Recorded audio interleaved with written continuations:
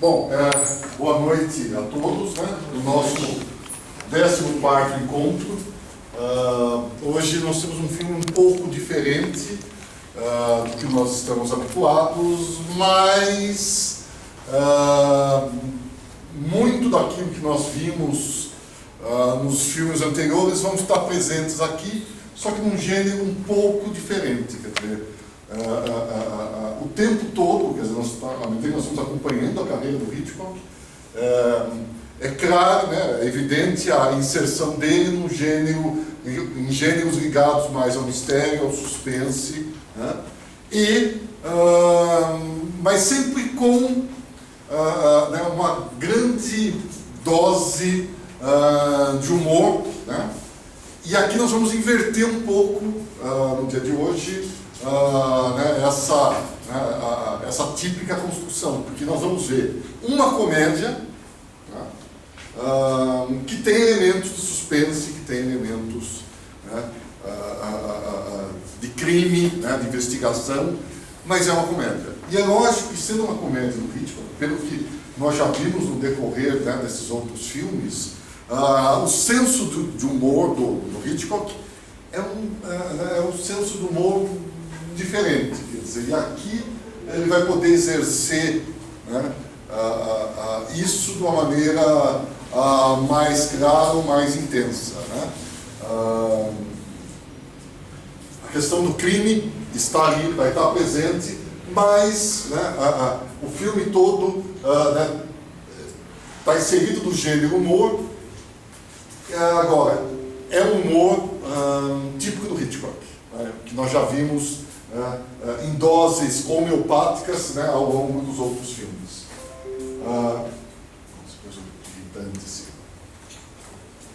Bom,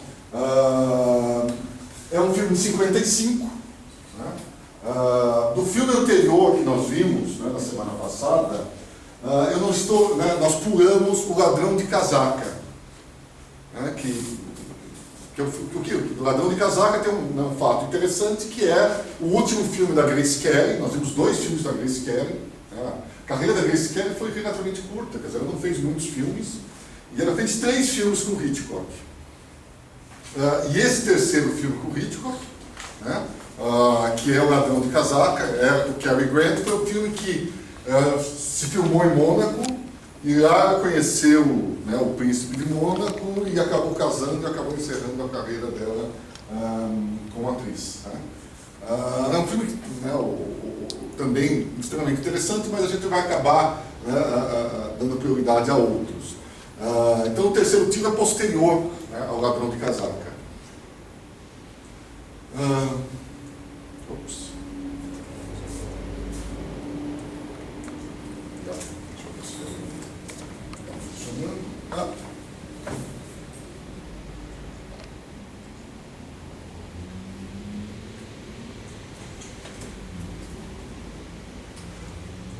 estou funcionando. Bom, como nós já vimos discutido, né, em relação ao filme anterior, que era um filme 3D, né, Diz que M para Matar, já na década de 50, 55, o cinema americano já começava a sentir, né, a pressão da concorrência da televisão. Né? Então, uma série de inovações que nós chegamos a discutir, né, foram introduzidas, né? E uma delas que tem, né, nesse filme é esse processo Vista-Vision, que era um dos processos né, que a gente conhece mais como CinemaScope, que são essas telas extremamente retangulares, né, onde a proporção, né, é muito mais pronunciada do que, né, em outros filmes. Né? Às vezes, a televisão, por exemplo, as antigas televisões, né, que tem 4 de largura e 3 de altura, é o que a gente chama de proporção de 1:33. Quer dizer, os filmes normalmente têm a proporção de 1:85, quer dizer, né, a largura é 1 vezes 85 a altura. No caso do CinemaScope, chega a ser 2,35, quer dizer, são filmes extremamente retangulares. E esse VistaVision era um outro processo equivalente ao, né, ao Technicolor, esses filmes mais esticadinhos, só que mais barato e menos sofisticado, talvez. Né? Então o filme, né, tem isso, né? Tem também a alta fidelidade, né?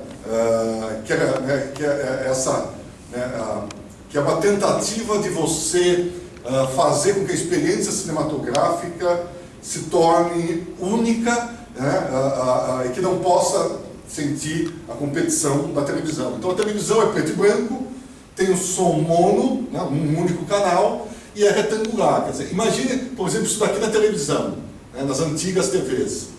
Se a gente fosse passar o VistaVision, eu ia ficar só com essa parte aqui, ó. Eu ia ter que cortar as pontas. Né? Então, né, é um filme que já mantém, né, isso que é típico da década de 50, que é essa tentativa de você oferecer recursos que tornasse a experiência dentro do cinema diferenciada da experiência da televisão. E ele também é um dos 5 filmes perdidos do Hitchcock. Filmes perdidos por quê? Quer dizer, porque o Hitchcock separou alguns filmes que ele tinha controle e, de certa forma, separou como se fosse uma herança para a filha dele. Né? Porque eram filmes que ele tinha o controle, então esses filmes só foram relançados em 1984. Né? Então ficaram muito tempo sem as pessoas poderem assistir o filme, porque não existiam cópias disponíveis, né? As cópias estavam guardadas. Nós já vimos o Janela Indiscreta, né, que é um desses 5 filmes, nós vimos o Hope, né, o Festim Diabólico, que é um outro filme. Então esse é um dos 5. Um Corpo que Cai, também. E eu acho que O Homem que Sabia Demais, que é o próximo filme, também. Seria o 5º filme. Então, né, são esses filmes que, de certa forma, tinham uma certa afetividade maior em relação ao Hitchcock, porque é um filme que ele conseguiu manter o controle. Ele é filmado em Vermont, né, as paisagens são muito típicas, ao contrário de outros filmes dele, né, em que ele prefere trabalhar em um estúdio. Quer dizer, é um filme que é muito importante o ambiente rural que a gente vai encontrar nessa região. Tem algum detalhe curioso que, na época que o filme foi filmado, ocorreram chuvas torrenciais e inundações que dificultaram um pouco a produção e castigaram a região em geral. Então, quando o filme foi lançado, inicialmente ele estreou na região de Vermont, que a renda foi revertida para, né, as cidades ali do entorno. As cenas de interior do filme, né, foram feitas num ginásio alugado, né, nas cidades ali da região, e isso trouxe uma enorme dificuldade, porque esse ginásio tinha um teto de alumínio, né, de metal, e quando você gravava, e com as chuvas não paravam, tinha o barulho da chuva gotejando no teto. Né? Então o som que foi captado no momento da execução do filme não pôde ser usado, e eles tiveram que, né, dublar o filme, né, na Califórnia. E o detalhe curioso é que eles tinham que dublar tudo, inclusive passos das pessoas. E vocês vão ver que esse ambiente rural aí, nessa época, tinha muitas folhas, né, no chão. Então eles levavam caixas de folhas para botar nos estúdios, para as pessoas andarem em cima das folhas e tentarem reproduzir, né, o som do caminhar, né, nesses campos de Vermont. Em relação ao elenco principal, esse é um filme que tem um dado curioso. O Hitchcock intencionalmente fez um filme sem um grande nome para a bilheteria. Não tem nenhum ator que pudesse chamar bilheteria. E ele fez isso intencionalmente. De certa forma, nós vamos ver um filme teste, né? né? Esse filme ele é experimental em diversos níveis. Então, os principais atores não eram atores que chamavam bilheteria, como o James Stewart no Vértigo ou no Janela Indiscreta, né? Que é atores mais renomados. Então tem o John Forsythe, esse sujeito aqui, e o detalhe interessante, né, é o Edmund Wynne, que é um ator que ficou muito marcado como Papai Noel. Todo mundo talvez tenha visto, as pessoas com um pouquinho mais de idade, que é esse filme Milagre da Rua 34, que era a história de um Papai Noel que era contratado para trabalhar numa loja, né, tipo loja de departamentos, e aí a questão do filme é se ele é o Papai Noel de verdade ou não. E tem uma menina que é filha de uma funcionária lá que não acredita em Papai Noel, então ele tem que provar que ele é o Papai Noel. Então é um filme que fez muito sucesso, e ele ficou muito marcado com essa coisa de ser o Papai Noel. E eu trouxe, não sei se vai dar tempo, né, se sobrar um tempinho, porque é só um trechinho, um filme que é interessante, que ele faz um vilão, e era uma coisa complicada, porque a imagem dele ficou muito associada com essa imagem do velho, né, do bom velhinho, e de repente ele fazendo um vilão no filme do Hitchcock, que ele tenta empurrar o protagonista em cima de uma torre nesse momento, né? Então esse é um detalhe a respeito do elenco principal.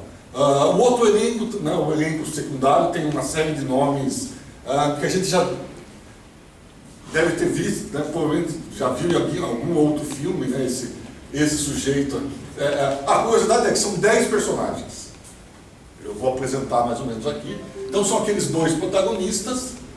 Aqui tem mais 7 outros personagens, né, que nós vamos comentar ao longo da apresentação. E é o primeiro filme da Shirley MacLaine, que depois vai se tornar uma grande atriz, uma atriz extremamente importante. Ela estava com 20 anos agora, né, nessa época, e é o filme de estreia dela no cinema. É o primeiro filme da Shirley MacLaine, que tinha uma carreira de bailarina no teatro. O roteiro, né, tinha algumas diferenças. Inicialmente, a história, né, do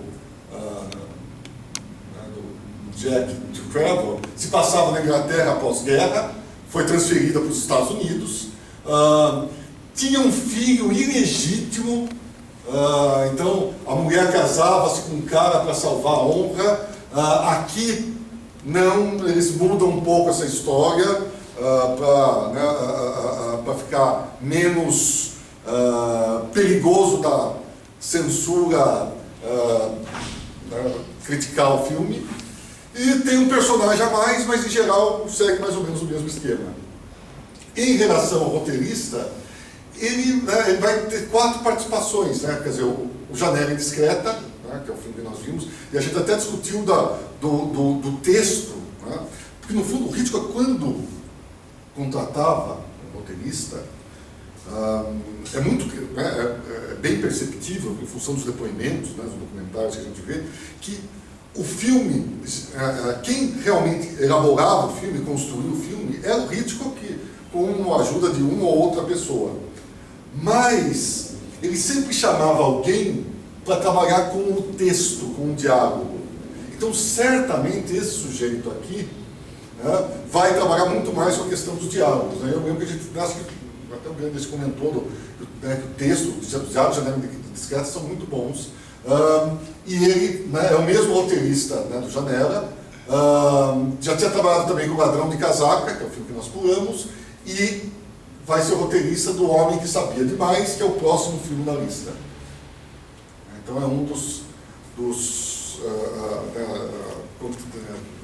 pessoas que contribuíram regularmente com o Hitchcock. Aqui uma curiosidade, de novo Robert Burns, que eu estou chamando a atenção, que é um grande fotógrafo, né, do Hitchcock. É um filme filmado em Technicolor. E um detalhe curioso, eu pensei aqui, uma câmera de Technicolor pesava 500 libras, que são mais ou menos 227 quilos. Né? Eu acho que eu mostrei algumas fotos para vocês no Festim Diabólico, que é a Technicolor também. Então, imagina uma câmera de 227 quilos. Né? Então, eles filmavam, algumas cenas internas eles filmavam no ginásio, e consta que parece que uma dessas câmeras quase caiu em cima do Hitchcock. Não ia sobrar nada. Né?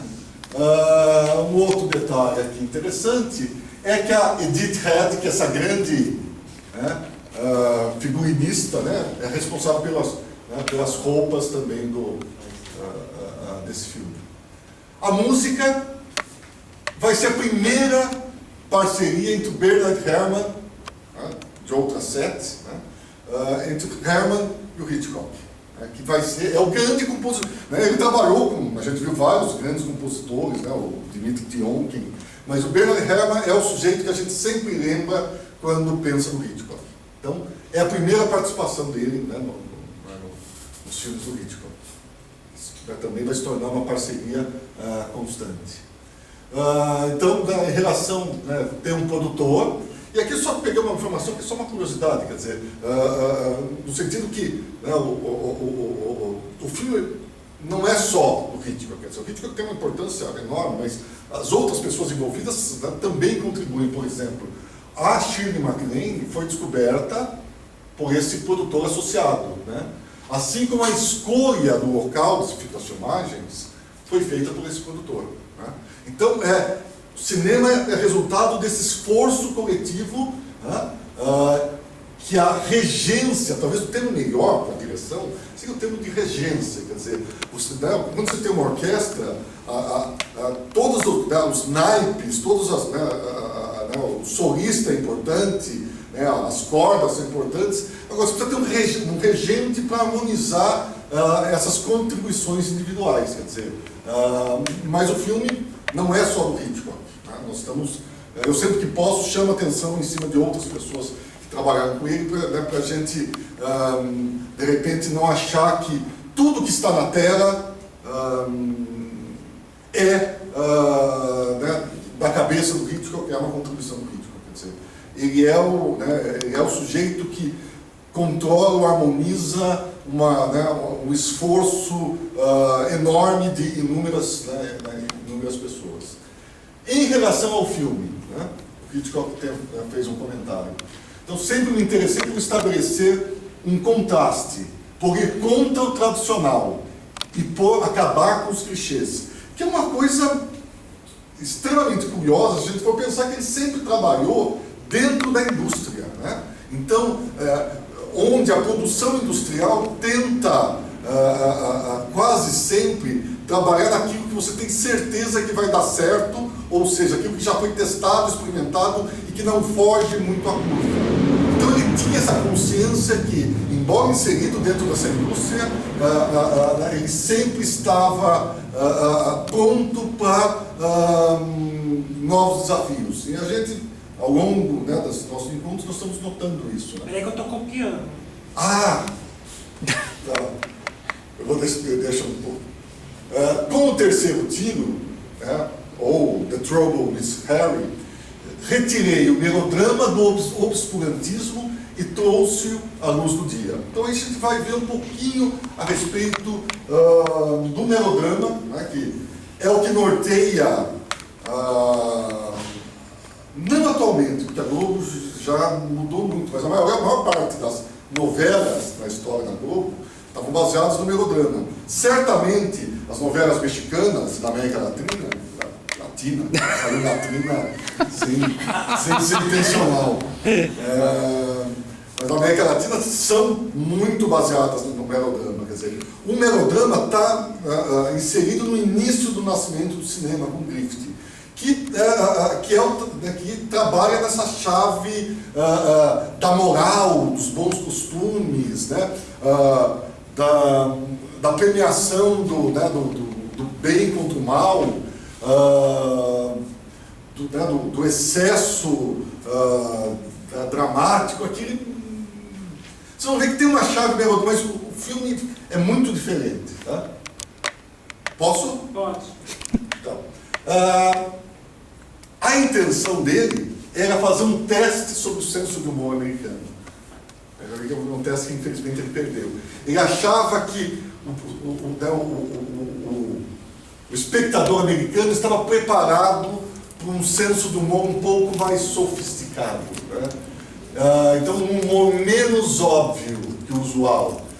No caso do Hitchcock, mais mórbido, né? Um humor negro, com nonsense, mais sutil, mais inusitado. E também era um teste, porque era um filme sem estrelas. Ele achava que era fundamental não ter uma estrela para dar um peso igual para todos os personagens. Não foi bem nos Estados Unidos, né? Então, de certa forma, perdeu essa aposta, mas foi muito bem na Europa. Quer dizer, o filme ficou, em alguns lugares, mais de um ano em cartaz. Então, imagine, é um filme que fica um ano passando em cartaz, mesmo que num número limitado de salas. Quer dizer, aqui no Brasil nós tivemos o caso do 9,5 Semanas de Amor. Ficou mais de um ano no cartaz, né? Mas é raro, quer dizer, você ter um filme que consegue ficar um ano, mais de um ano de cartaz em qualquer lugar, né? Temas. Se vocês prestarem atenção, é um filme-jogo, né? É um grande jogo o filme. E essa comédia de absurdos. Quer dizer, nós vamos ver que o tempo todo você tem um jogo erótico, um jogo amoroso, tem o jogo criminal, que é lógico, é Hitchcock, tem que ter alguém, tem que ter um corpo, né? O Hitchcock sem ter um corpo ali, não tem alguma coisa errada. E também uma questão moral, né? Vamos ver que o filme é extremamente desafiante nesse sentido. O morto é quase um objeto, é quase como se fosse um peão, né? A ser usado nesse jogo. Os adultos, em geral, são meio infantilizados, e tem um personagem, que é uma criança, que é extremamente interessante, porque a criança talvez seja o mais adulto de todos, que é algo que nós já vimos em outros filmes dele. De repente, você sempre tem que pensar numa criança que é mais esperto do que a média. E tem uma discussão interessante também sobre a questão da arte e do comércio, né? De como é que você pode vender ou não a arte. E se a gente pensar que talvez, né, se ele tinha essa intenção de fazer um filme teste, né, onde ele testava coisas que fugiam um pouco aquilo que a indústria mais comercial esperava, quer dizer, fazer um filme com humor menos óbvio, quer dizer, que as pessoas tivessem que pensar um pouco mais para entender, e um filme sem grandes atores, quer dizer, talvez, né, a inserção dessa discussão sobre arte e comércio não é nem um pouco gratuita. Em relação à abertura, vocês vão notar que a abertura tem uma determinação especial, quer dizer, espacial, no sentido de ele dizer aonde a história está ocorrendo. Então, fica claro que nós estamos numa região rural, mas tem um movimento interessante para vocês prestarem atenção. Ele começa mostrando meio o centro da cidadezinha, tipo de igreja, e tem um movimento do interior dessa cidadezinha para o exterior, né? Ele vai se afastando da cidadezinha, né? Ou seja, você tem aquele microcosmos, aquela cidade minúscula, e ele vai começar a trabalhar com a borda dessa cidade minúscula, né? Com a parte, com a periferia dessa cidade minúscula. E o maluco é que essa periferia da cidade minúscula, e ele até brinca com isso, tem um movimento absurdo, porque tudo acontece nessa periferia, né? No lugar mais ermo possível é onde as coisas realmente estão acontecendo. Então você sai, né, aparentemente você sai do lugar que devia ter um número menor de pessoas, e é lá que aparece o maior número de pessoas. Então tem uma construção interessante nesse sentido. Quer dizer, você sai do centro, vai para a periferia, né, e é na periferia que se concentra, né, as ações. O filme começa, né, com a apresentação do primeiro personagem, uma criança, e nós vamos escutar 3 tiros. Aliás, 3 é um número-chave nesse filme. Esse filme tem um dado de jogo, né? E o jogo envolve certos conceitos matemáticos, então tem uma coisa matemática, por exemplo, com o número 3, que vai estar presente, né, o tempo todo.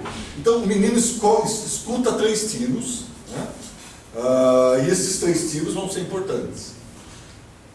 Tem uma coisa que eu não sei se foi viagem minha, eu queria que vocês prestassem atenção. O menino uma hora fica atrás de uma árvore, e essa árvore tem um formato muito estranho. Veja o seu ó, eu botei aqui, preste atenção se eu viajei, tá? Mas né, aqui tá ruim de ver, mas durante o filme vai ficar melhor. Então, tente manter isso aqui em mente na hora que o menino aparecer, né? Isso aqui não é rápido, então dá pra gente prestar bem atenção. Deixa eu te perguntar uma coisa, Milton. Oi? O Hitchcock sempre tirou fotos muito bem humoradas, inclusive de perfil. Esse design que você usa, ele já era da época ou não? Ele é posterior? Foi o Hitchcock que desenhou. Foi o Hitchcock? Foi o próprio Hitchcock que desenhou. Não, porque então já não é tão conhecido, se fosse posterior, né? Entendi. É ele mesmo. Quer dizer, tá. Né? Eu tenho assinado meio barulho, né? Então, não sei, quer dizer, é uma coisa, né, preciso prestar atenção. E aí, nós somos apresentados, né, os 10 personagens. Eu comecei contando de 0 a 9, porque o Harry, que é o morto, não conta. É um ator, tá lá, mas ele não conta. Então, nós somos apresentados ao Harry e à criança. E nós vamos ver que você inicia por um morto, que está no meio do nada, e parece que todo mundo resolve andar nessa região que o morto está, e dessa interação com o morto, você não saber como é que o morto chegou aí, é que o filme se desenvolve. Depois nós somos apresentados ao segundo, terceiro personagem, devia ter colocado um, mas tudo bem. Né? Então sempre soma em 1, né? Nós vamos terminar com 9, mas são 10 personagens. Então, o capitão caçador, né? Tem um capitão, né, de navio, que está tentando caçar. Ele é o sujeito que deu os 3 tiros, então é o segundo personagem, né, além do morto a ser apresentado. Ele vai chamar a atenção, de novo, quando ele chama, né, Hitchcock sempre, não só o Hitchcock, mas o cinema clássico, quando chama atenção em cima de objetos, porque esses objetos são importantes, que é a questão do terceiro tiro. O título nacional tem muito a ver com isso daqui, ó. Porque ele sabe o que aconteceu com o primeiro tiro, sabe o que aconteceu com o segundo. A questão é o terceiro tiro. E aí o que vai acontecer, né, em relação ao terceiro tiro? Ele vai achar que o terceiro tiro atingiu o morto, né, que ele matou o morto. Outras coisas que aparecem, né, o tempo todo, né, que nós já vimos em outros filmes, a questão da gravata, a questão das cartas que vão ajudando, os objetos que ajudam a trama a evoluir e são importantes para definir um pouco essas figuras. Aqui, o personagem, o morto, né, tem essa questão da gravata, da carta que ele vai tirar o nome, que nós vamos saber porque né, o nome do sujeito, que é o Harry, e o sapato também, que vai ser importante no decorrer do filme. E vai aparecer o tema da culpa, porque o caçador, o capitão, ele vai achar que foi ele que matou. Né? E aparece, né, o tema do 3. Nós vamos notar o seguinte, ó, existem 3 tiros, se vocês prestarem atenção, vão aparecer 3 suspeitos no decorrer do filme de terem cometido assassinato. Né? O corpo vai ter 3 enterros e existem 3 quedas, né, do leitor, meio míope ali. Mas isso foi o que eu consegui, talvez tenham outros números 3 que repitam nos pés. No primeiro momento foi o que eu consegui identificar. Outra estrutura que é muito comum, a questão do point of view, quer dizer, que é o processo que ele usa para conduzir a montagem. Então, no primeiro encontro, né, do caçador com o corpo, o que acontece? O sujeito olha, você corta, mostra aquilo que ele está olhando e volta para o rosto dele. Quer dizer, então, o olhar da personagem é que condiciona, o que determina o corte. E aí, nesse momento que o sujeito já, né, nessa zona rural, aí, né, que ela acabou de achar que matou alguém, chega a solteirona, que vai ser a outra também assassina, já pode adiantando algumas coisas, mas Não vou revelar o final, tem umas coisas interessantes. Que é a nossa, né, terceiro vivo a ser apresentado, quarta personagem. Que chega ali e encontra, de novo, o uso do point of view, quer dizer, ela olha, vê o capitão tentando se livrar do corpo, o capitão olha para trás e volta para ela. Quer dizer, então, os olhares conduzem os cortes. E aí, nós vamos também olhar um outro tema que é comum, além da questão da culpa, mas nós vimos várias vezes isso, que é a questão da cumplicidade do casal. Né? Em vários outros filmes, quando, normalmente é um homem, mas às vezes em um ou outro momento é uma mulher, quando um deles está sendo acusado de ter cometido um crime, estabelece uma relação amorosa e uma cumplicidade do casal em tentar provar a inocência de um deles. Então aqui aparece isso também. Logo depois, como se não bastasse, né, surge a mãe do menino, que é a viúva do morto. E a gente já começa as coisas muito estranhas, porque putz, ela acabou de ver o marido dela morto, aí ela não se importa muito. Né? O filme é muito estranho nesse sentido, quer dizer, precisa ter, as reações das pessoas são totalmente inesperadas, tem esse clima meio nonsense. Ela olha, você agora descobre que é o marido dela, né? Mas isso não tem importância nenhuma, pelo contrário, ela fica até feliz. Né? E essa Shirley MacLaine, né, a viúva, quarta personagem. Tem muito do voyeurismo, porque as pessoas o tempo todo estão observando, né, que é algo também, outro tema frequente. Né, no caso aqui, o capitão vendo, ele fica espantado, cada hora chega alguém, né, nessa clareira onde o sujeito morreu. Depois aparece o médico, que é o leitor. Ele vai andando e tropeça no corpo. Né, porque ele está lendo um livro, para quem tiver curiosidade. É um soneto 116 do Shakespeare. Então, né, é o quinto personagem vivo a aparecer. Tudo nesse lugar que deveria ser, né, onde Judas perdeu as botas. E por falar em botas, o sexto personagem aparece, que é o mendigo, que vai roubar o sapato do morto. Então chega o mendigo, olha ali, vê e resolve roubar o sapato do morto. Então o morto ficará, né, de meias. E nós fomos apresentar, aí notem que tem uma coisa que é bem típica do cinema clássico, que tem um black, né, um fade out, quer dizer, escurece a tela, fica escuro. É um sinal que fechou um capítulo, fechou uma parte, um bloco do filme. E aí você começa um outro bloco fazendo um caminho inverso. Você sai do exterior, dessa zona rural da cidadezinha, e vai caminhando para o interior. E você introduz a figura do artista. Né? Que é o sujeito que aparece lá de longe, ele aparece do lado de fora, né? Ele aparece vindo de fora da cidade, cantando, e chama a atenção das pessoas. Né?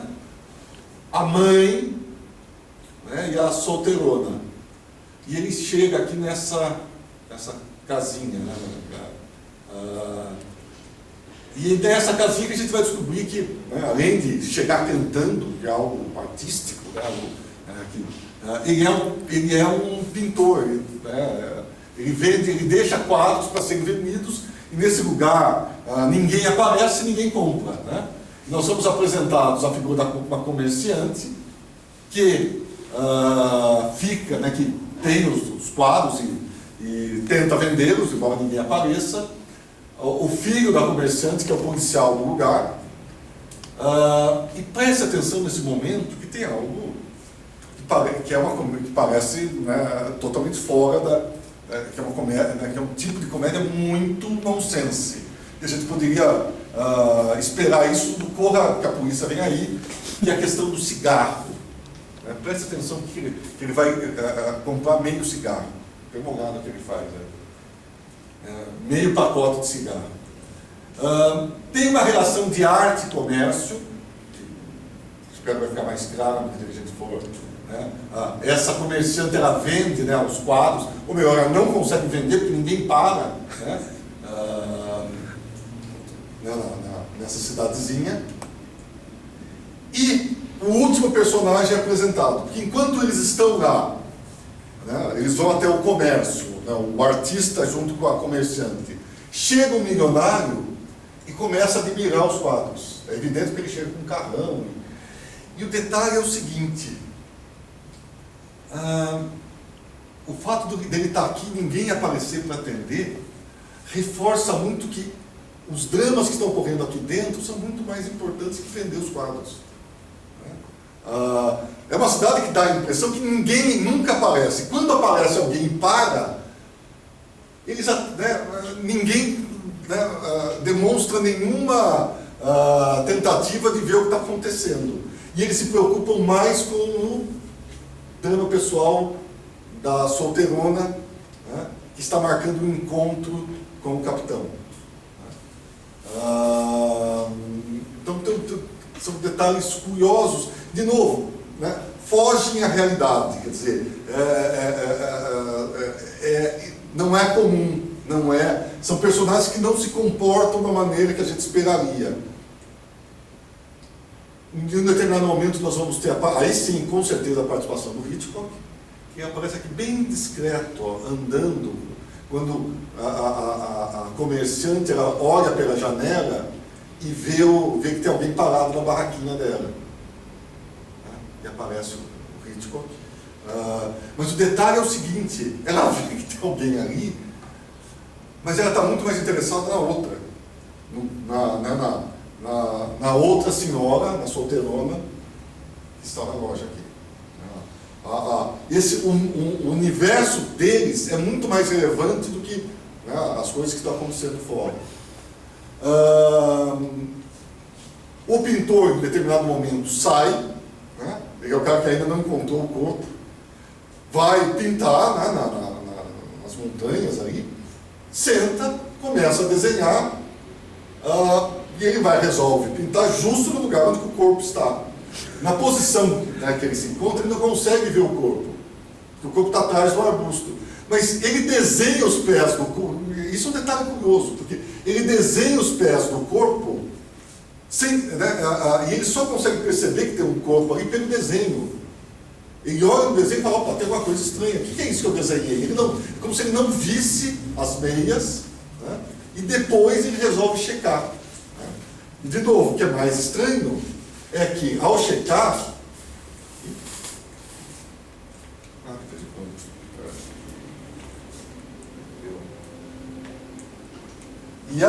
checar, né, em vez de tomar alguma atitude como eu cometi um erro. Eu liguei na tomada, mas esqueci de ligar no computador.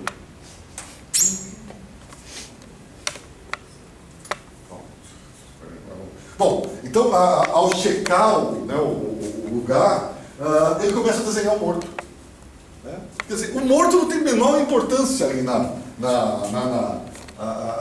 não causa nenhum espanto para as pessoas. Eles estão na parte da paisagem, né? O morto é como se fosse um elemento a mais ali na paisagem. Deixa eu ver o que vem depois. Então, nesse, né,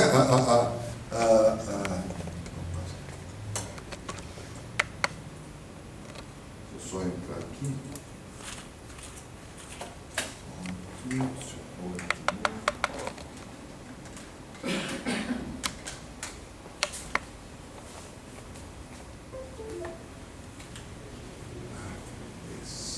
Opa, estou esquisito.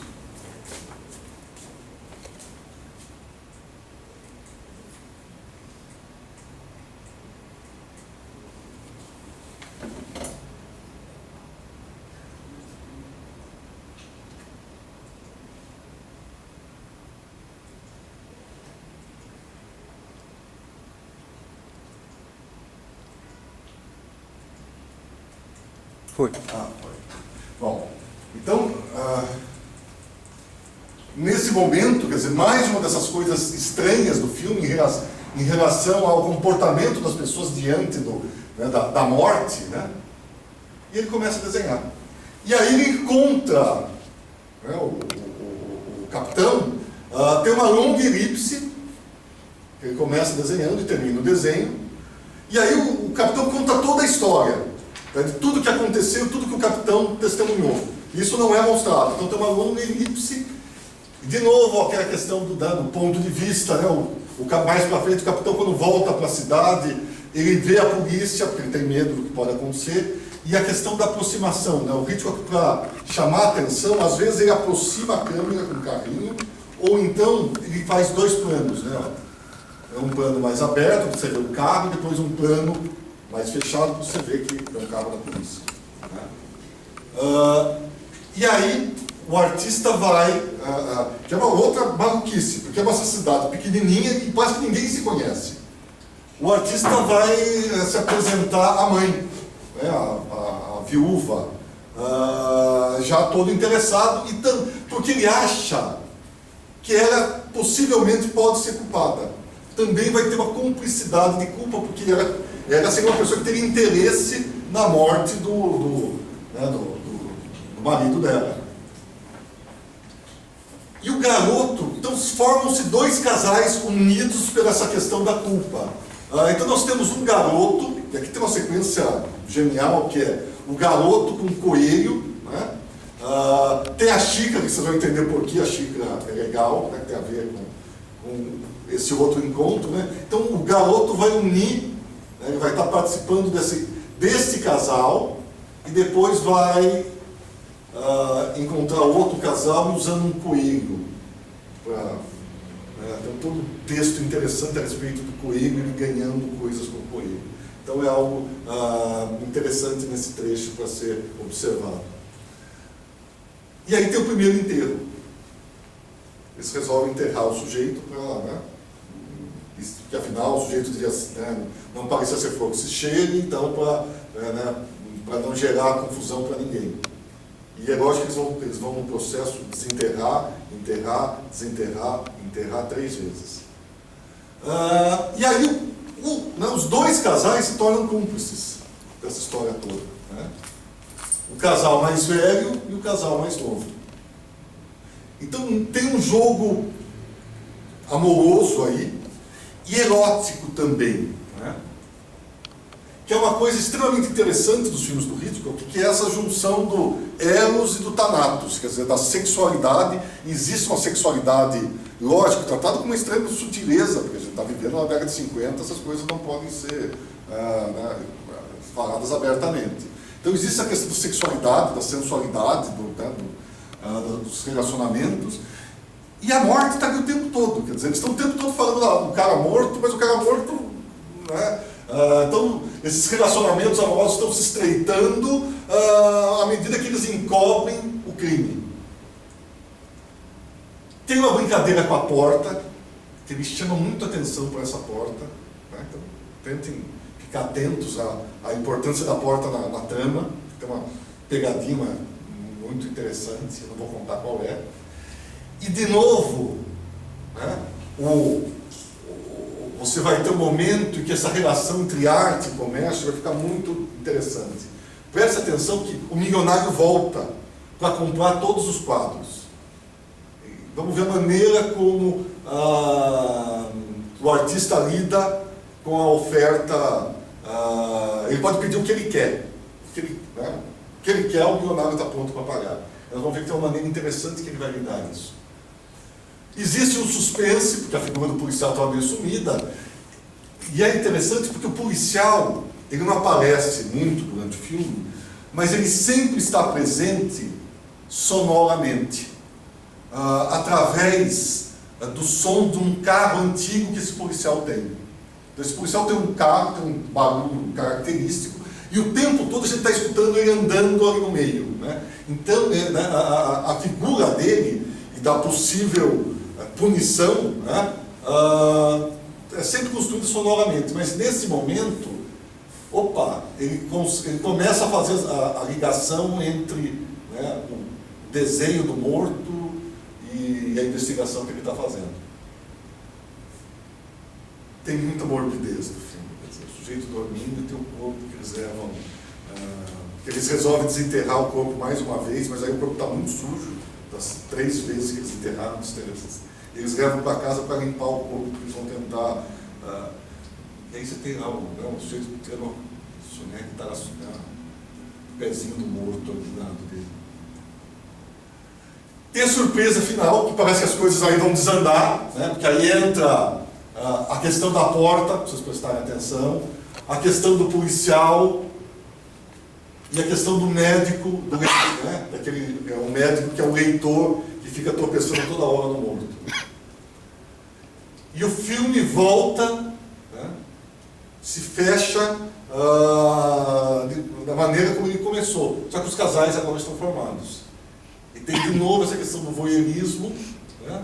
Tem também uma questão sexual aqui, e o menininho fecha descobrindo o corpo de novo. E aí o problema com o Harry acabou. Né? Esse é o último plano do filme, em vez de ter um final, né? Ele termina dessa maneira. Em relação aos nossos próximos encontros, eu gostaria de deixar, né, de lembrar vocês que semana que vem não tem encontro, nós vamos pular a semana que vem, né? O próximo encontro, que é 24 de setembro, vai ser O Homem que Sabia Demais, né, que tem coisas bem interessantes nesse filme, principalmente a sequência,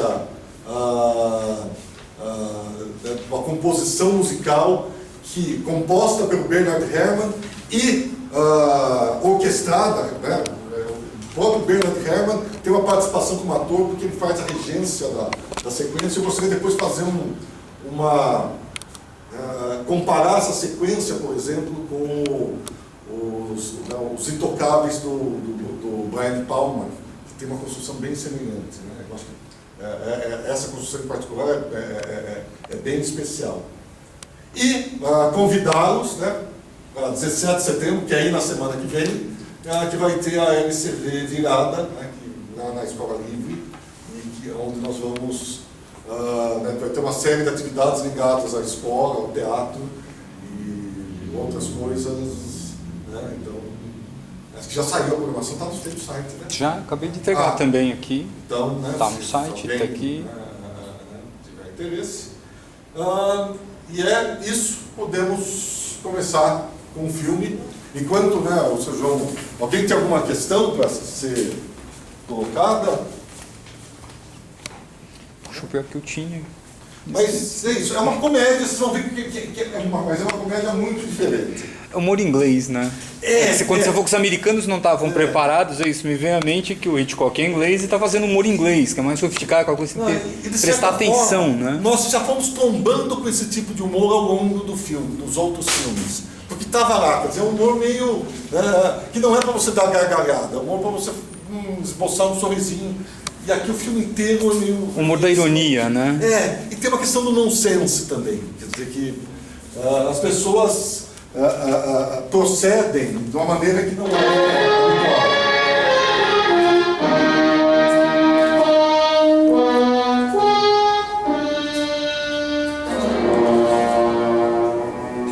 Lembrando que a música, né, é do Bernard Herrmann. Então...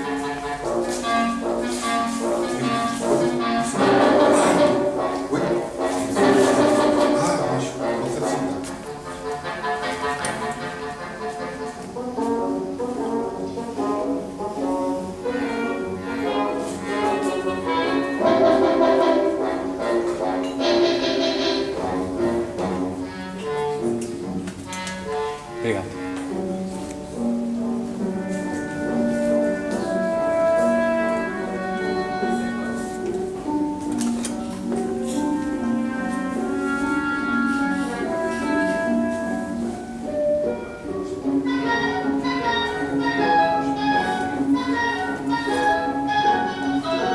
Então, né, essa é a primeira parceria, né, do Hitchcock com o Bernard Herrmann, que vai depois culminar no Psicose, né, que é... Então, ó, aqui esse movimento do interior da cidadezinha, que ele vai afastando, né, indo o mais externo, o periférico, e onde você esperava que as coisas fossem mais calmas, é onde você tem o maior movimento possível.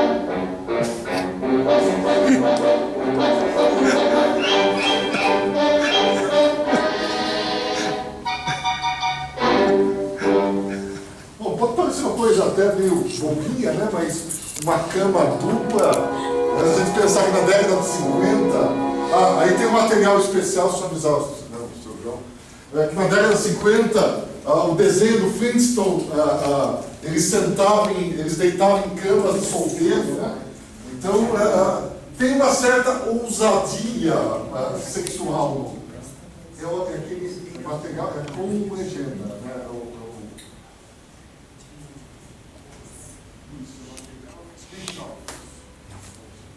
E aí, a 33 minutos, a gente vai terminar uns 10 e 5.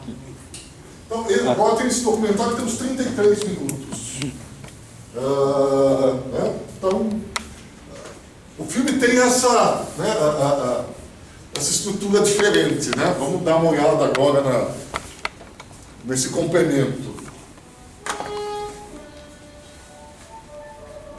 The Trouble with Harry was based on a story by Jack Trevor Story, who had been in another movie of my father's called Champagne.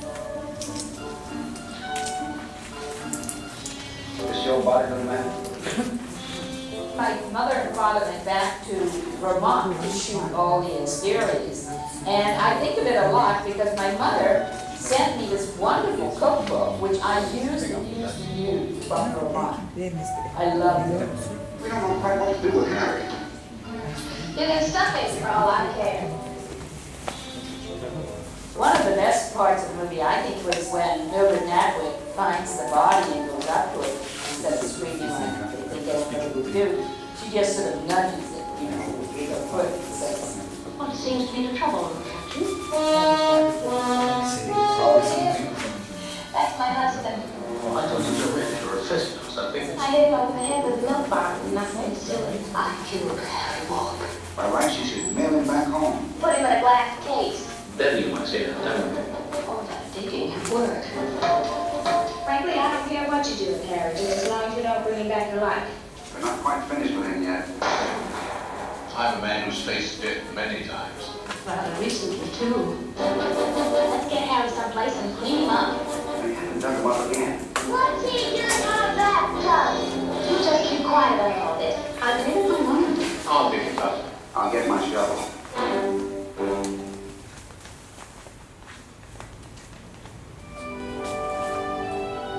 At the time that I accepted the offer from Hitch, I was secretary director on Chesapeake in the south of France. And when we got back to the studio, and working in the studio, he gave me a book to read called The Trouble with Harry. It's an English book, as I recall. And he had picked it up either on a trip or somebody sent it to him, but he kept it and always wanted to do it. So I read the book, and and I thought it was a very funny thing. I thought we should do it. So we made a deal that I would produce the picture, but my title on the screen would be Associate Producer. He wanted to make The Trouble with Harry, and Paramount was not all that delighted with his decision. But it was something he wanted to do, and he had been very good to Paramount, so they said, all right, they let him do it, knowing that it wasn't going to be a typical Hitchcock picture or even a major picture. I think it was an effort for him to break away from the whole, what people expected Hitchcock to be, and for him to come out with a comedy based on digging up a body and pulling it out. It was a story about a corpse, yes. The trouble with Harry was that he was dead, and they couldn't get rid of him. That's what they call dark humor, black comedy, but it was not offensive. It was a nice piece of work. It was very clean and very funny. And unlike the usual things that Hitchcock is associated with, for example, there were no great sexy scenes. Shirley MacLaine and I had done a thing about getting married and getting a double bed. That's very practical. Other than that, there was nothing really sexy about the movie. Unlike a lot of Hitchcock's movies, which were very, very sexy.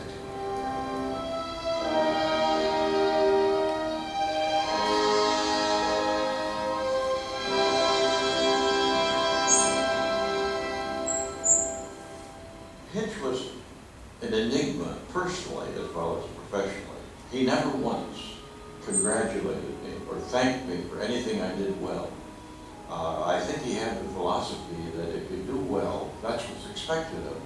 That's what he pays you for. If you don't do well, then he criticizes you. Hitchcock worked very closely with the writers on this, because this was a trick for him.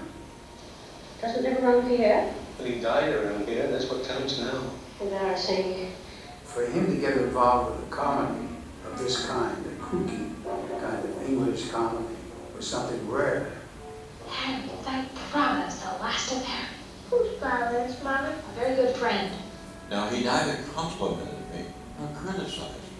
He just was neutral. Early on in my relationship with him, I didn't know whether he liked things or not when I sent them to him. And his wife came up to me one time and said, don't ever breathe a word of this to Hitch, but he's immensely pleased with you. He didn't want to tell me. His wife, Alma, was pure sunshine. She was brilliant to begin with. She advised him on scripts. She advised him what to read. She looked at the first cut of the films and made suggestions. She kept his balance, in the balance of everyone, with good humor, thoughtfulness, and just sheer niceness. I'm very fond of Alma. Always have been. We went back to New York to complete the casting on the picture because nobody could ever find anyone for the part of Jennifer. When I got to New York, my daughter had been telling me about a play in New York called The Pajama Game and kept insisting that I go and see it. And Shirley MacLaine was an understudy for Carol Haney the afternoon that we went to see it, but I thought it was Carol Haney. When the show was over, I said to Dr. Erickson, the production manager, Carol Haney is ideal for Jennifer. And Doc said, but that wasn't Carol Haney. It was a girl called Shirley MacLaine.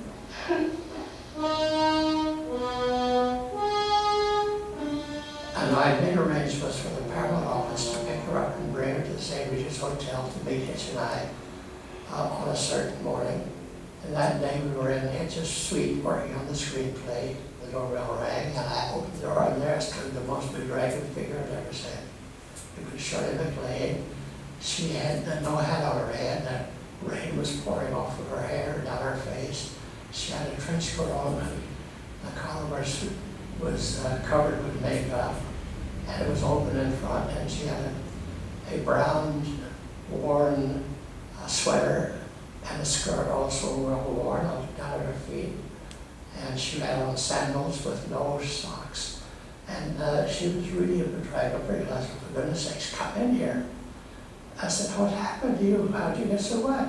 She said, well, I had to walk from the bus. I said, but the car, didn't the car pick you up? She said, no.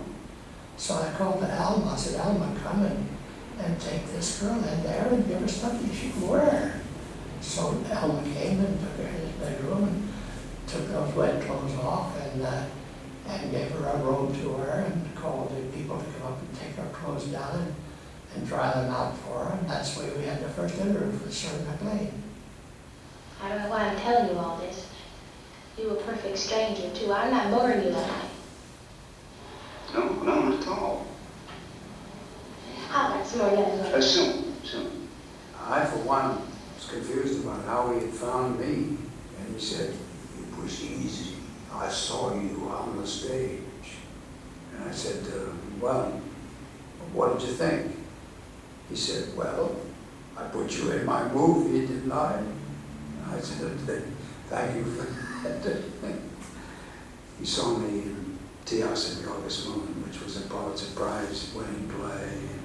And he said, meet me at Sardi's, which is the big luncheon place in New York, where all the theater people went. So I went to Sardi's, and he said, oh, he said, you're taller than you looked on the stage. Yes, sir. I said, so are you? He laughed, and he said, that's a good answer, yes. Then we talked for a while, and he said, there's one thing I can't stand. And I said, what's that? He said, you have to watch out the way you're dressed. He said, you dress like an Ivy Leaguer. You dress like you went to school at Yale. We must never have shoes with brown and white or black and white. And he looked down under the table, and fortunately, I didn't have two-tone shoes. Because I think he would not have hired me if he had seen the two-tone shoes that sometimes I wore. But he was a glorious guy, and I enjoyed him immensely.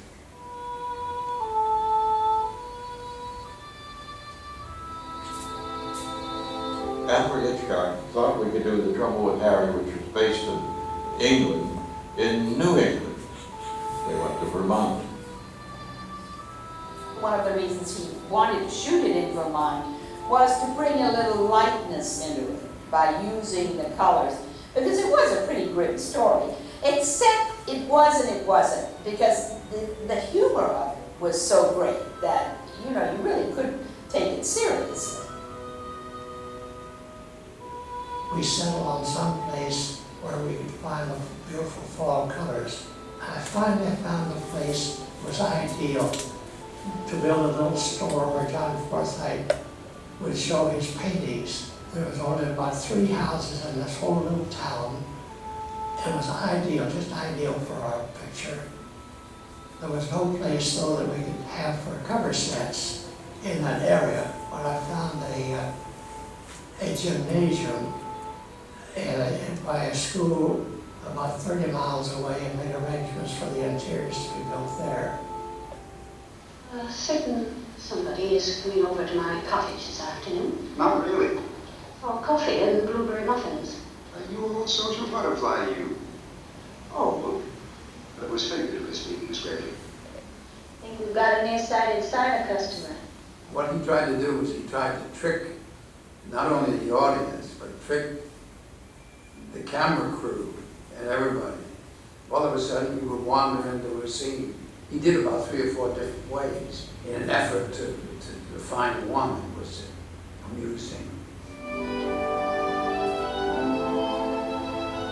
We were living in a place called the Lodge at Smuggler's Notch. One evening, all of a sudden it started snowing.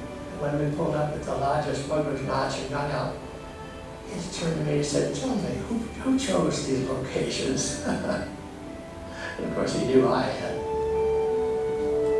Unfortunately, I remember that the leaves had turned and there was no sun. There were about 4 or 5 cloudy days in a row and we couldn't shoot. So what we did was we sat around and watched. And Hitchcock would sit in his chair.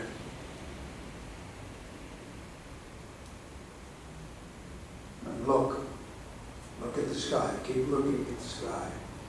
Pretty soon he would say, "Okay, John, sit down, we'll talk. It's very dull, it's boring, sit down.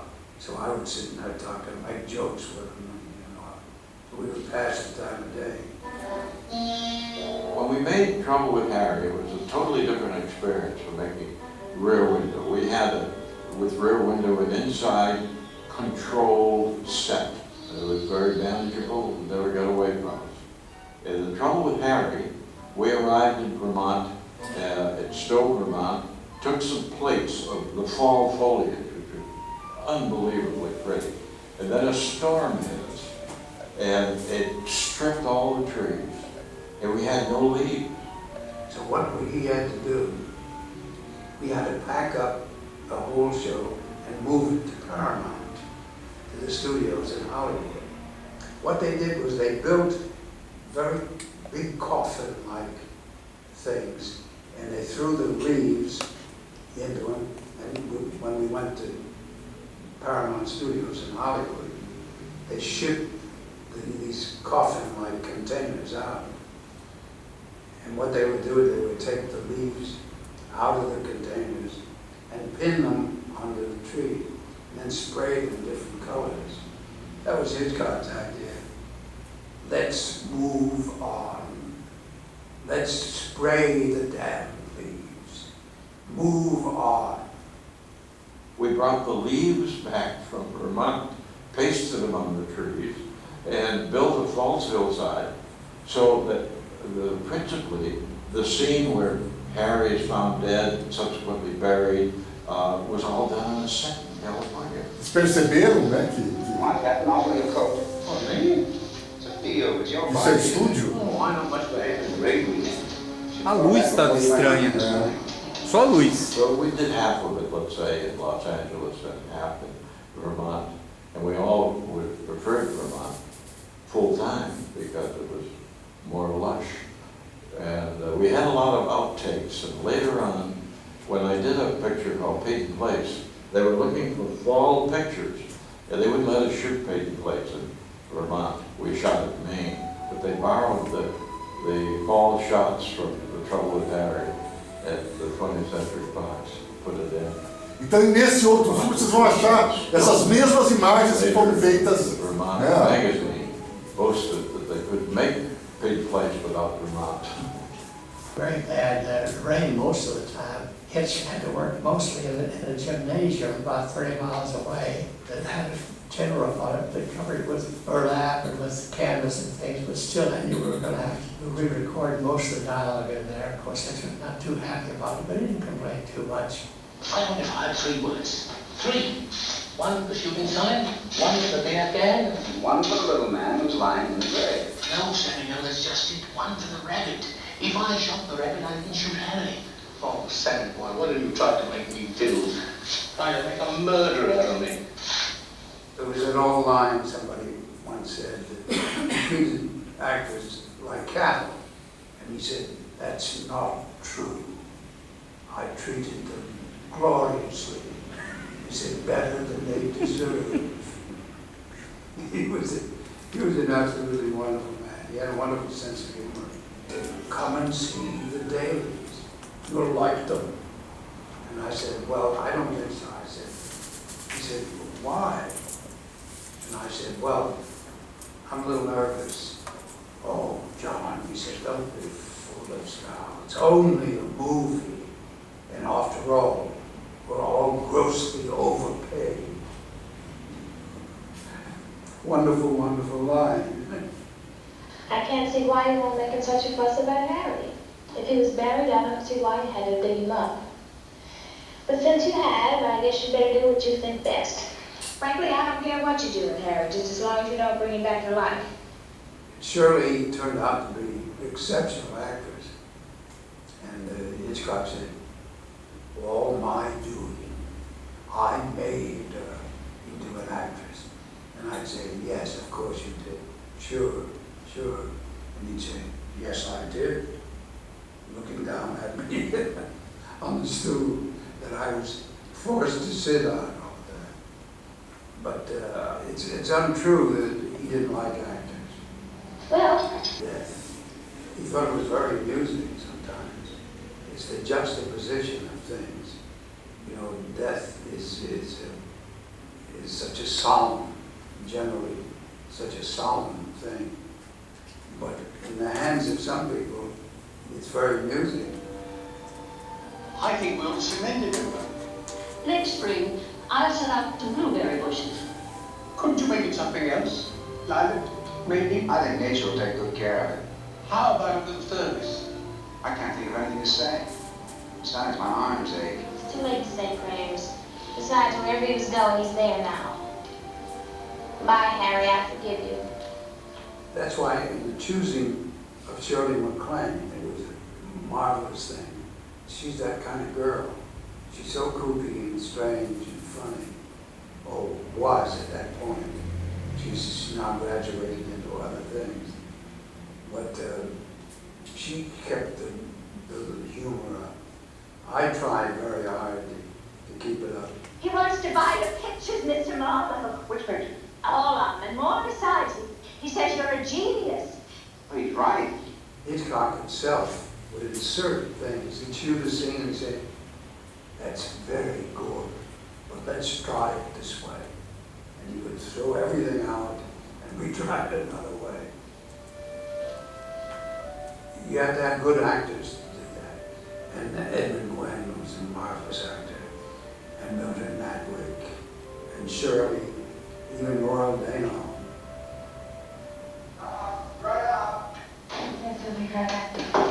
Why don't I get them on there? It was a very small cast, but a select one. Hey, what's he doing on that tub? Hitch insisted on having a real body to play the part of the dead body, and he chose an actor by the name of Philip Truex. State troopers will be up in the morning. I'm going to want them to have a talk with them.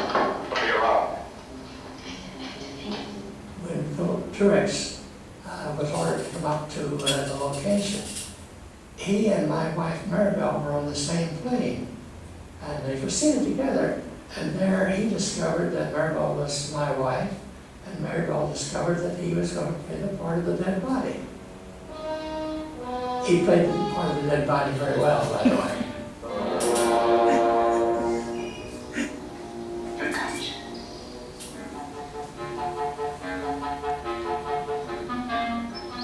One of the main things about it was the score, which was so beautiful. And it was the first time my father had worked with Bernard Herrmann. I think that added tremendously to the picture, and I think that's why he needed somebody as good as Herrmann to do this. Come on, Arnie, what happened? Tell me about it. Don't touch him. He's fine. I'm going to tell your mother. Hey, it's a little creep. I mean, hurry home, son. There was a very funny scene in the picture where the captain was walking home and he had his shotgun with him and he saw the deputy sheriff on the street. And he had to hide this shotgun. And he kind of hobbled past this deputy sheriff. Benny Herrmann wrote the funniest little comedy music for the sea captain to walk in tempo to it. It really helped the scene.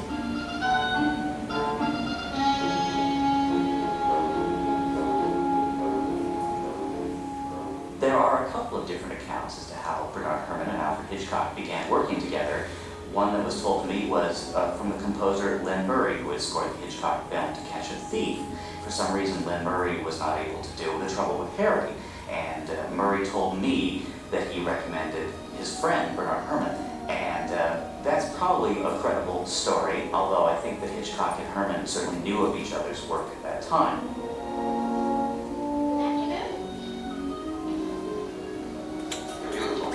Wonderful. You're the most wonderful, beautiful thing I've ever seen. I'd like to paint you. The score turned out to be a tremendously happy collaboration between the two. In fact, Hitchcock later said that it was his favorite of all of the scores that Bernard Herrmann wrote for him, even more than Psycho or North by Northwest. He thought that Herrmann had done a superb job at capturing the macabre humor in the subject. I think that's one reason why he wanted to be very careful about the composer of this film. I think he realized how important the music was going to be in helping carry the very delicate tone of this unusual film. The main title of The Trouble with Harry contains several musical fragments that we'll hear throughout the score. And in fact, I have to tell you, it's music that Bernard Herrmann did not originally write for this film. Some of it was new to the film, but much of it was taken from a radio series he recently created called Crime Classics for CBS. When he saw The Trouble with Harry, Bernard Herrmann immediately thought back to much of the music he had written for Crime Classics, and indeed got permission to reuse some of that music in the score. The main title of The Trouble with Harry establishes really the tone of the movie, the tone of the score, and it even is something of a musical portrait of its director. In fact, Bernard Herrmann so identified this particular film score with Hitchcock that he later arranged the various themes into a suite, a concert suite that he called A Portrait of Hitch, and he dedicated it to Alfred Hitchcock.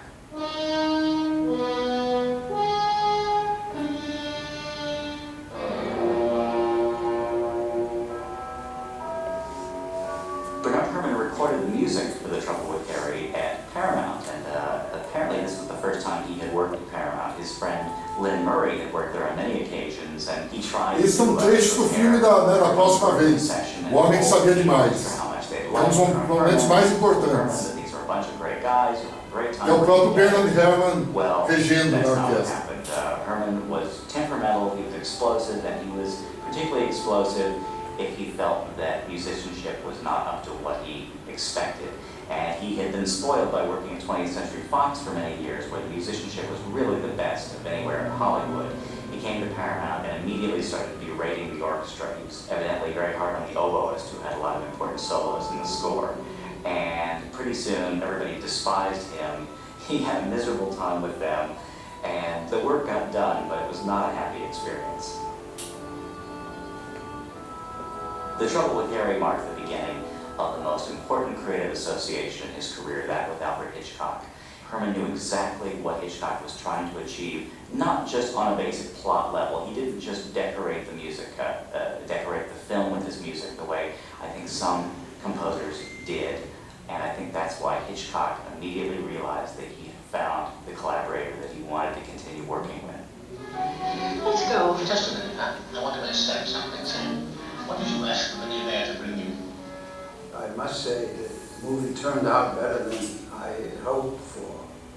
Because at one point or another, I didn't think we were going to be a very funny movie. A double bed.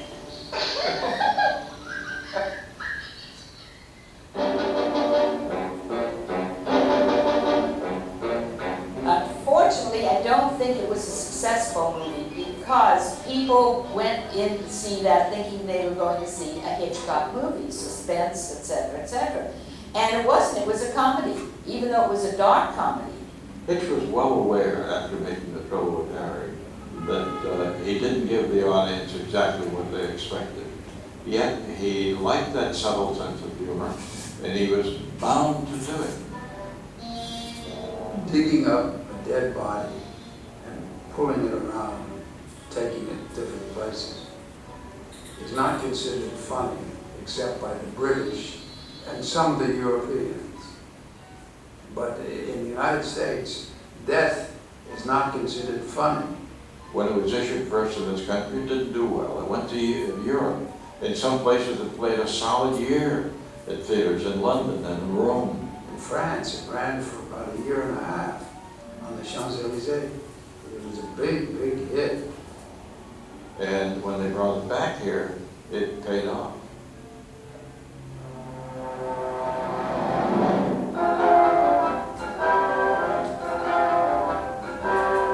Trouble with Harry had a great influence on Alfred Hitchcock Presents because he was able to join the humor and pretty grim story. Que é o investimento do Hitchcock na televisão, né? Tells of modern life and how to solve a problem. Wife. E ele faz isso no momento que a televisão nos Estados Unidos é considerado um veículo menor perto do cinema. That the humor of it at the end was really necessary. you know, I think, to bring a little lightness into it. For failing to call a doctor when his friend was bitten, Harry spent some little time in prison. Apparently the snake couldn't keep his mouth shut. And then it was fun for him to make fun of it, too, at the end, in his beginnings and the endings. No bullet, shriek, or livid gash, no stains, no fumes, no ugly splatter. We use only the purest subject matter. Good night.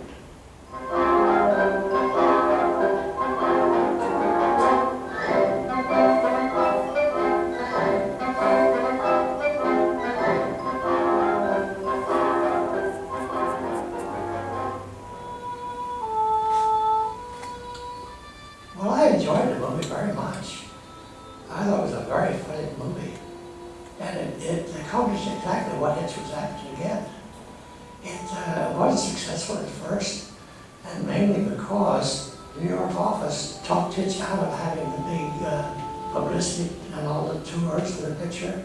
And so it took an awful long time to make its money back. Eventually it became a minor success. When I first saw Hitchcock, I thought it was in the presence of genius. After I worked with him for a while, I thought he was a good movie maker. As I neared the end of my relationship with him, I was back to the genius again, because there were more subtleties about him that took me a while to grasp. He was one of the outstanding elements in the motion picture industry. And he was a great, great director. A man who was able to move in any direction, in comedy, in the kind of illuminating, wonderful mystery, and also the romantic, too. Fine. You've got yourself a husband. He could kiss you now to prove it.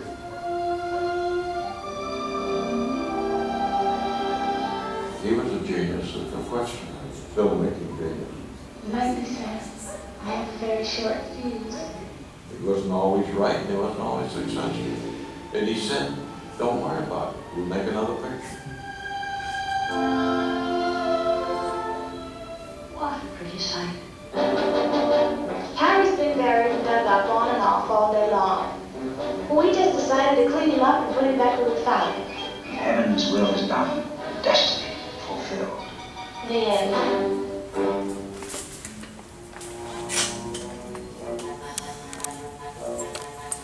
Bom, né? Aproveitar esse finalzinho, alguém tem alguma questão, alguma consideração? Quer dizer, vocês caíram no truque do armário e arrancou por dentro, né? Sim. Que é uma coisa que o cinema clássico é muito, faz isso o tempo todo. Se você insiste em determinado objeto, é porque o objeto tem uma relevância, uma importância para a história, e é lógico que a gente assume, né, que dentro do armário tem algum corpo, né, mas não, ele guarda ainda uma reviravolta final naquele momento. Né. Então é isso, é uma experiência, eu acho que, de novo, reforça-se algo né, que cada vez fica mais claro, que é esse desejo constante do Hitchcock, mesmo estando inserido dentro né, de um modo de produção que não gosta de correr riscos, porque necessariamente gosta de ter o retorno do seu investimento, ele sempre estava tentando coisas novas e sem brigar com a audiência. Né? Então, né, eu acho que é um filme que você pode assistir, né, sem se preocupar com esses detalhes. Eu acho que a questão do artista, da figura do artista e como ele se relaciona, de certa forma é uma crítica, né, talvez, em relação à postura, né, das pessoas que realizam, né, filmes dentro daquela estrutura. Então, eu acho que o filme tem nuances que podem passar despercebidas, né, porque o filme em si funciona. Né, ele funciona na superfície, mas ele tem ele é profundo, ele não é raso. Né. A música é um personagem. Sim, né? não. A música é um personagem. Dá para perceber realmente a diferença em relação ao que a gente viu até agora, assim, mudou. Eu acho que porque a música é marcante, quer dizer. Então, esse foi um casamento que vai funcionar. Até a parte que cita no documentário, que fica muito nítido, você ri, claro, pela cena, né? Dele mancando, mas a música, quando você entra o tom da música, ele começa a andar, você viu, muito bom isso, ficou perfeito. E mesmo sendo uma comédia, você percebe que vários dos temas que ele trata na comédia, a questão do relacionamento amoroso, do certo erotismo, e a morte ali o tempo todo, quer dizer, tá tudo ali, quer dizer, né? Eu acho que a gente viu isso nos filmes anteriores, né? E aqui se manifesta de uma maneira mais clara, talvez, né? No que diz respeito à comédia. O corpo é associado com a morte, né? O corpo. Sim, né? Porque logo no início, naquele desenho, né, do corpo, tem um pássaro. Isso, a parte direita, né, da imagem. É um pássaro escuro, né? É verdade. Que essa toda a sequência de abertura é o desenho do menino, né? É o desenho de criança, né? Sim, então tem. A única criança é o menino, supõe-se que ele desenhou a história. Então, acho que é um filme simples, né? São 10 personagens, e nem todos com o mesmo peso, que se interagem. O texto é meio. Ele é rápido, ele é ligeiro, é meio surpreendente, porque você fala, não é possível que as pessoas tratam aquilo ali. As pessoas mal se conhecem, já contam a história que acabou, né, que fazem confissões que acabaram de matar alguém, quer dizer, tudo ocorre tanto com uma naturalidade.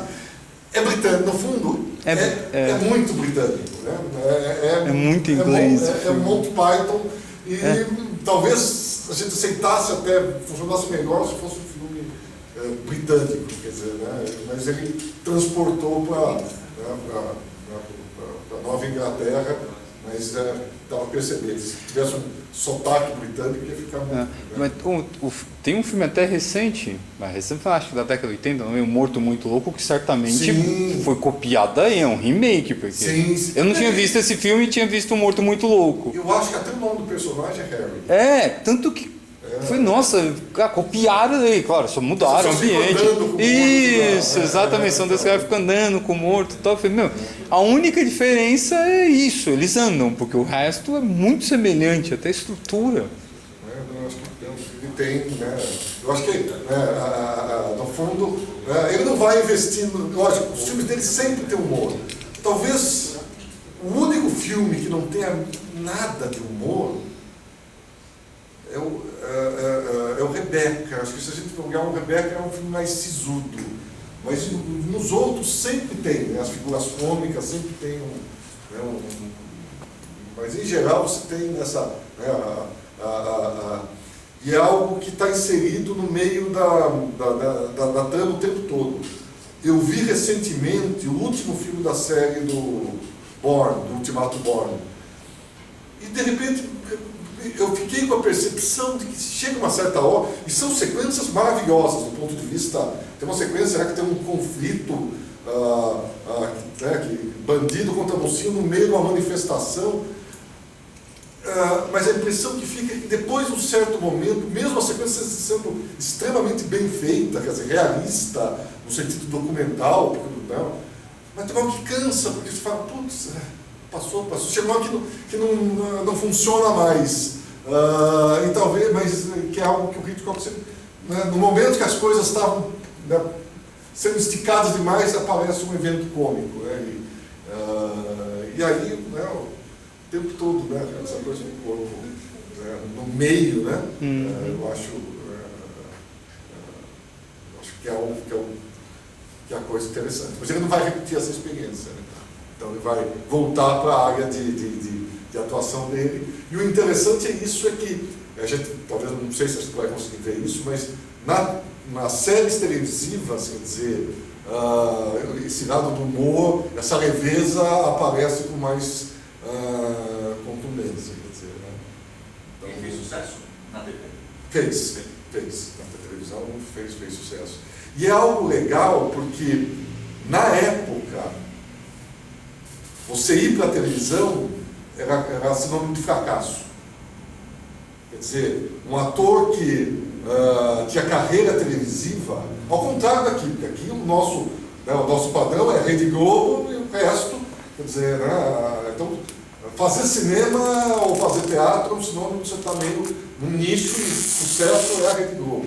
Mas hoje mudou, porque hoje é com as séries de televisão, com a HBO, com a Netflix, quer dizer, televisão é legal, televisão, os melhores projetos, as coisas tudo são feitas para televisão. Mas na década de 50, você trabalhar na televisão, ser um ator de televisão, um diretor que só faz televisão, era considerado assim, tipo, o B, né? Você não está trabalhando na coisa que é mais relevante ou mais importante.